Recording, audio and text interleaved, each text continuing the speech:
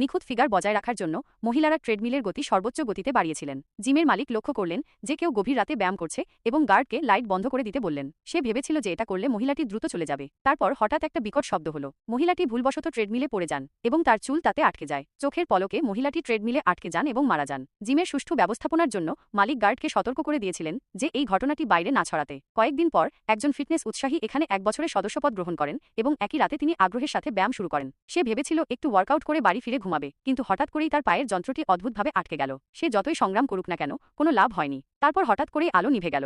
লোকটি ভেবেছিল শীঘ্রই বিদ্যুৎ ফিরে আসবে, কিন্তু পরের মুহূর্তে তার পায়ের যন্ত্রটি ভারী হয়ে ওঠে এবং তাকে চাপ দিতে শুরু করে। সৌভাগ্যবশত সংকটের সময়ে ঘরের আলো জ্বলে ওঠে এবং মেশিনটিও স্বাভাবিক হয়ে যায়। কিন্তু লোকটি বলল যে গার্ড ইচ্ছাকৃতভাবে বিদ্যুৎ সংযোগ কেটে দিয়েছে এবং কিছু না বলেই সে গার্ডকে ধমক দিয়ে রাগ করে জিম থেকে বেরিয়ে গেল। কিন্তু যখন সে বাড়ি ফিরে আসে তখন সে জানতে পারে যে তার মোবাইল ফোনটি ট্রেডমিলে পড়ে গেছে, তাই তাকে আবার জিমে যেতে হবে। তারপর হঠাৎ দরজায় একটা ভৌতিক ছায়া দেখা গেল এবং লোকটি পাগলের মতো ট্রেডমিলের ওপর